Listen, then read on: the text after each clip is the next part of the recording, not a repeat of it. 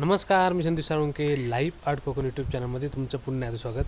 सध्या सोशल मीडियाचा जमाना आहे आणि गेले अनेक वर्ष लोकांचा पत्र म्हणजे ज्या पूर्वी पत्र लिहायचे एकमेकांना त्याचा संबंध जवळपास संपल्यासारखाच झाला. म्हणजे खूप कमी प्रमाणात त्याचा वापर होतो आणि आता सगळे डिजिटल व्हॉट्सअप, फेसबुकच्या जमान्यात, यूट्यूबच्या जमान्यात लोक आता डायरेक्ट कनेक्ट होतात आणि पण पत्राची मजा ही काही औरच आहे. आणि ह्या अशा पत्रांचा संग्रह म्हणजे जवळपास 1800 जगातील नामांकित व्यक्तींची 1800 पत्र संग्रहित केलेली आहेत आणि त्याच्यामध्ये पूर्ण जगाचा फक्त भारताचा नाही तर जगातले नामांकित व्यक्ती त्यामध्ये समाविष्ट आहेत.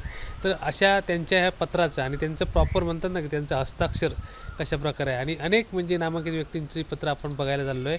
त्यासाठी मी आता चाललो आहे PM श्री आदर्श शाळा तळेरे नंबर 1मध्ये आणि या ठिकाणी याचं प्रदर्शन म्हणजे या पत्रांचं पूर्ण प्रदर्शन आहे जेणेकरून मुलांनासुद्धा पत्राविषयी माहिती मिळावी, हस्ताक्षर कसं असावं ते सुद्धा समजावं आणि ज्या नामांकित व्यक्तींनी पत्र लिहिली ती संग्रहित केली आहेत. निकेत पावसकरे ते सुद्धा तळ्याचेच रहिवासी आहेत.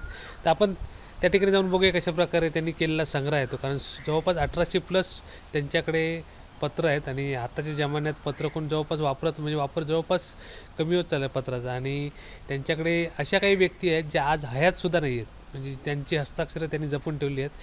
म्हणजे काही हयात असलेल्या व्यक्ती आहेत तर काही हयात नसलेल्या व्यक्तींचं सुद्धा पत्र त्यांच्याकडे आहेत. कारण गेले जवळपास 20 वर्ष ते हा छंद जोपासतात. तर आता आपण संपूर्ण माहिती घेऊया त्या ठिकाणी जाऊन. तर आता मी आलो आहे आदर्श शाळा PM श्री आदर्श शाळा तयारी नंबर 1मध्ये आणि माझ्यावर आहेत निकेत पावसकर आणि त्यांचा हा उपक्रम बघण्यासाठी आलो आहे. पहिलं मला समजावून सांगा नेमका काय उपक्रम आहे, तुम्ही केव्हापासून करता आणि याचा हेतू काय किंवा याच्यातनं तुम्ही काय म्हणजे भविष्यात काय साध्य करणार ते जरा सांगा आणि तुमच्या संपूर्ण उपक्रमाबद्दल माहिती द्या. नमस्कार. सर्रासपणे सगळेजण स्वाक्षरांचा संग्रह करतात म्हणजे ऑटोग्राफ कलेक्शन करतात. आपण काहीतरी वेगळा संग्रह करावा आणि तो पुढच्या पिढीकडे देताना एक वेगळा ठेवा आपण देतोय याचं स्वतःला समाधान मिळावं यासाठी आम्ही विविध क्षेत्रातील व्यक्तींच्या हस्ताक्षरातील संदेशपत्रांचा संग्रह करण्याचं आम्ही सुरू केली.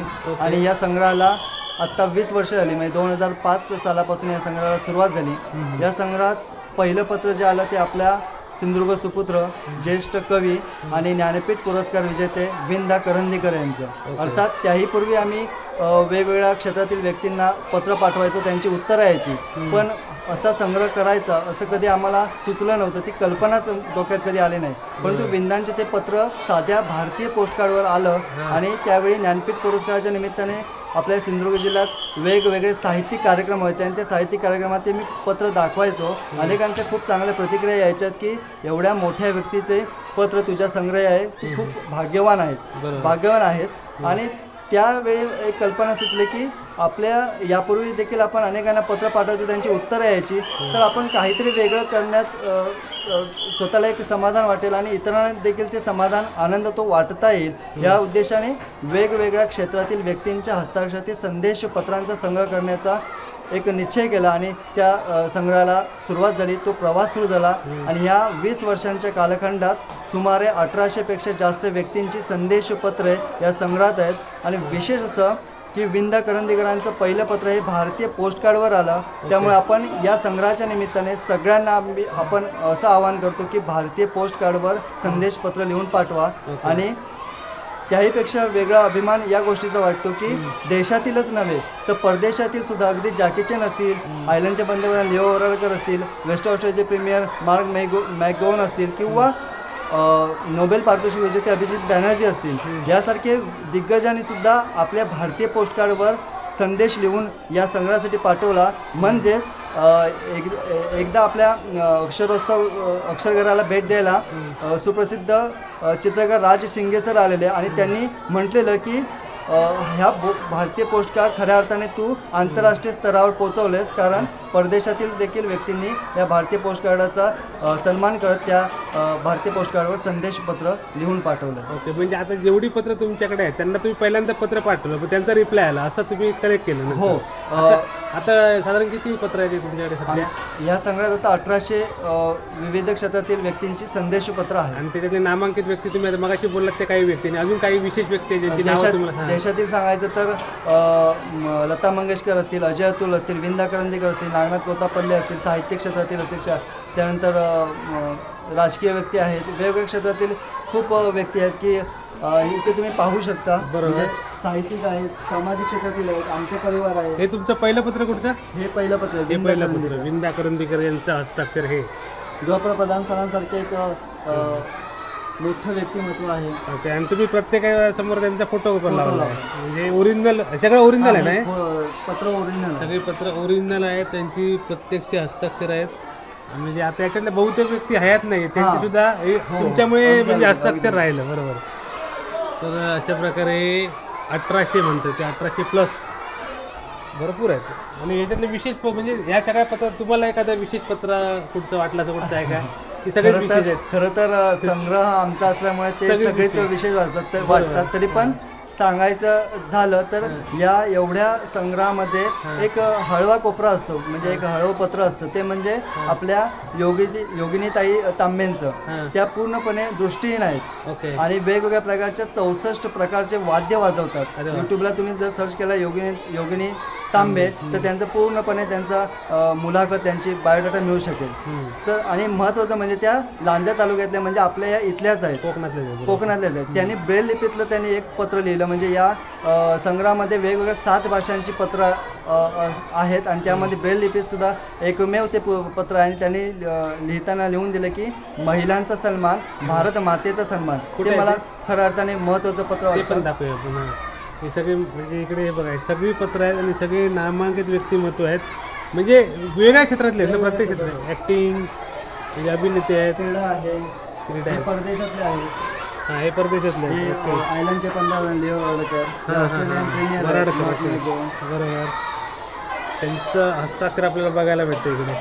आणि आपण तरळे गावात आणि हे तरळ्याचे सुपुत्र आहेत. जाकीचे नाही. अरे वा, जाकीचे नाही पाठवलं. हे अभिजित दानवे नोबेल पारितोषिक विजेते आहेत. हे भारतीय वंशाचे शास्त्रज्ञ आहेत, पण ते परदेशात असतात. ओके. त्यांनी साईन करून पाठवले. आणि हे जे मी मगाशी म्हटलं ब्रेल लिपीतलं आहे, या योगिनीताई तांबे. ओके. हे ब्रेल लिपीतलं आहे. त्यांनी लिहून दिलं आहे महिलांचा सन्मान, भारत मातेचा सन्मान. ओके. तर असा अनोखा आणि हे आपले ॲक्टर अमोल कोल्हे, छत्रपतींच्या ड्रेसमध्ये जाईल. नितीन देसाई हे आपल्यातनं त्यांचा हस्ताक्षर आपल्यामध्ये आहे. मग या लोकांना तुम्ही वैयक्तिक गेले म्हणजे 2005 पासून कॉन्टॅक्ट केला, त्यांची सगळ्यांची रिप्लाय आले. अशा प्रकारे कॉन्सेप्ट आहे त्यांची. आणि आता तुमचे कार्यक्रम किती आले? आता आपण तरळी शाळेमध्ये म्हणजे PM श्री आदर्श शाळा तरी नंबर 1 ला आहोत. हो. हा तुमचा कितवा कार्यक्रम आहे? हा माझा 26वा कार्यक्रम आहे. हां. आणि त्यापेक्षा मला समाधानाची गोष्ट ही वाटते की या संग्रहाचं पहिलं प्रदर्शन 2018 साली महाराष्ट्राच्या बाहेर बेळगाव येथे झालं. आणि तिथे ज्या प्रतिक्रिया रसिकांच्या मिळाल्या त्यावेळी मला असं वाटलं की हा जो संग्रह आहे तो मुलांपर्यंत, लोकांपर्यंत पोहोचला पाहिजे. आणि त्यासाठी आम्ही मग प्रदर्शनाची ही सुरुवात केली. तत्पूर्वी मला अशी कल्पना देखील नव्हती की प्रदर्शन भरवावं आणि मग ते लोकांपर्यंत पोहोचवावं. परंतु त्या बेळगावच्या त्या प्रदर्शनाने एक हुरूप दिला, एक प्रोत्साहन दिलं की प्रदर्शनाला आणि एक वेगळं आपण काम करू. हां. तर काय सांगतो तुम्ही? तर आता तुमचं म्हणजे हा उपक्रममध्ये तुम्हाला म्हणजे सगळ्यांचे हस्ताक्षर कसे आहेत ते पण बघायला मिळतात म्हणजे मुलांना. आणि मुलांना याचा बेनिफिट काय म्हणजे ते सांगा. त्या व्यक्तीकडून आपण संदेश मागताना आपण त्यांना एकच सांगतो की शालेय मुलांसाठी तुम्ही काहीतरी संदेश द्या. उदाहरणार्थ तुम्ही ज्या क्षेत्रात काम करता त्या क्षेत्रात येण्यासाठी मुलांनी काय केलं पाहिजे, काय पाळलं पाहिजे. कारण काय आत्ता अलीकडे खूप धकाधकीचं जीवन आहे आणि थोडं जरी फर्स्ट एज झालं तरी मुलं वाईट विचार करतात, नकारात्मकता येते. त्या दृष्टिकोनातून काहीतरी चांगला संदेश द्या. आणि मला असं वाटतं की हे संदेश मुलांनी वाचावेत, अनुभवावेत, पाहावेत आणि त्यातून काहीतरी नवीन शिकावं, नवीन अनुभवावं आणि त्या दृष्टिकोनातून आपलं पुढील मार्गक्रमण करावं. मला असं वाटतं की यातील एक जरी संदेश मुलांनी वाचला, पाहिला, अनुभवला तर मग ते मुलांचं भविष्य खूप उज्ज्वल आणि सगळे यशस्वी व्यक्तिमत्व असल्यामुळे त्यांच्या यशाचा त्यांना फायदा होईल. बरोबर. आणि बघा सुंदर सुंदर अक्षर आहेत. काही लोकांची अक्षर तर अप्रतिम आहेत. त्यामुळे हस्ताक्षर त्या लोकांची कशी होती ते बघायला मिळते. त्यात आत्मा मेंढेही नाही, ते गणपत पाटील आहे ते नाही. बरोबर. ते हयात नक्षल ते डॅनी आहे तिकडे. सगळे ॲक्टर आहेत खूप सारे. अमोल पालेकर.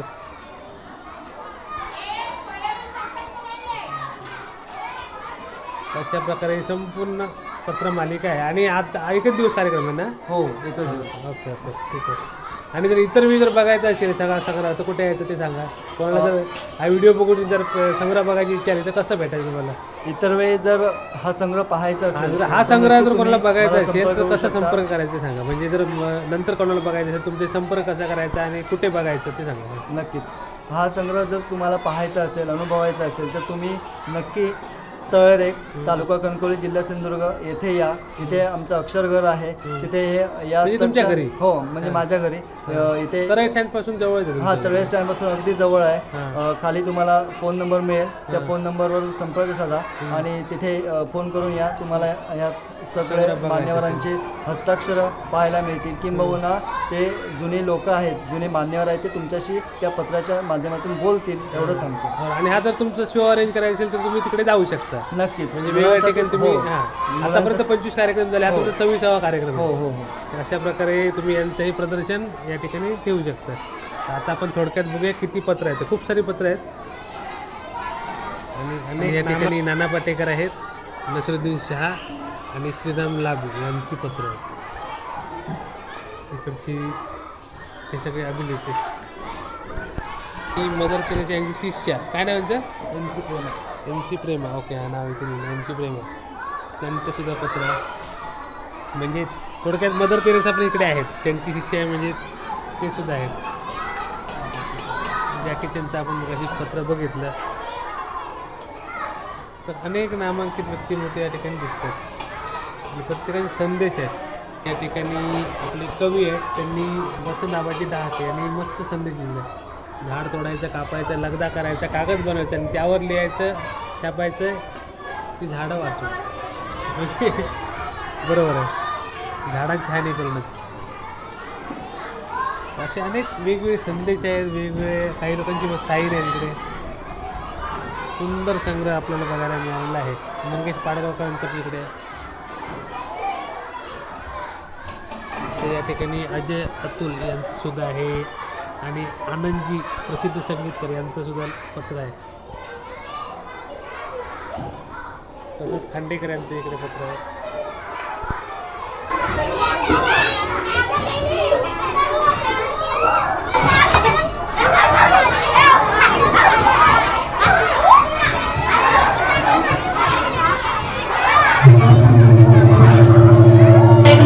उद्घाटन करण्याचं मी आमंत्रण करते आदरणीय हनुमानजी काळेकर साहेबांना. यांना विनंती करते की त्यांनी फीत कापून या उपक्रमाचं उद्घाटन करावं. धन्यवाद साहेब.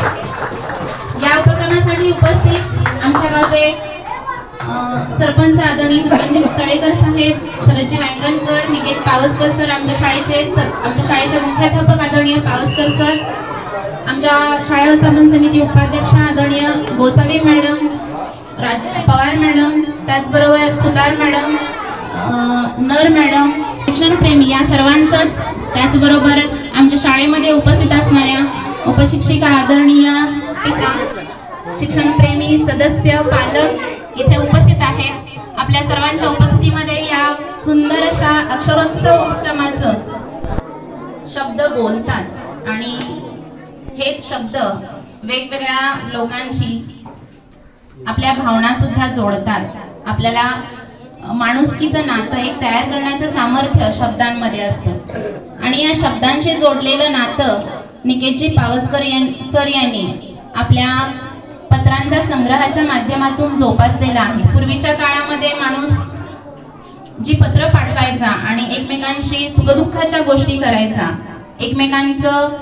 एकमेकांशी भावना जाणून घ्यायचा आणि यांचं हा जो संपर्क आहे, हा संपर्काचं सर्वात मोठं माध्यम त्या काळामध्ये पत्र हा हेच होतं. आणि हे पत्र आज व्हॉट्सअपच्या काळामध्ये असेल, मोबाईलच्या काळामध्ये असेल, हे कुठंतरी बाजूला पडलेलं आहे. आणि तरी सुद्धा या काळामध्ये हा इतिहासाचा अनमोल असा ठेवा हा आपल्या विद्यार्थ्यांना उपलब्ध व्हावा. आपल्या भावना आपण कोणकोणत्या माध्यमातून सहज प्रकट करू शकतो, व्यक्त करू शकतो, हे विद्यार्थ्यांना कळावं या उद्देशानं आपल्या शाळेमध्ये या पत्राच्या संग्रहांचं प्रदर्शन आपण लावलेलं आहे.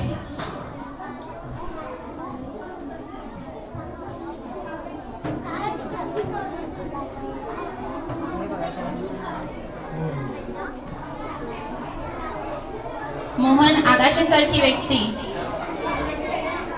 बोलते, पत्राच्या माध्यमातून बोलते की हे आम्हाला आधी का सुचलं नाही.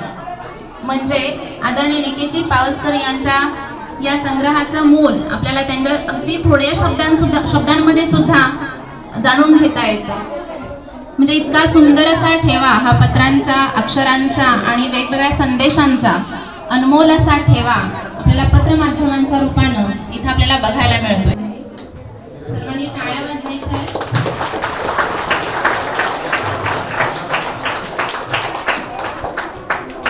आदरणीय निकेतजी पावसकर सर यांच्या शुभ हस्ते दीपप्रज्वलन होत आहे.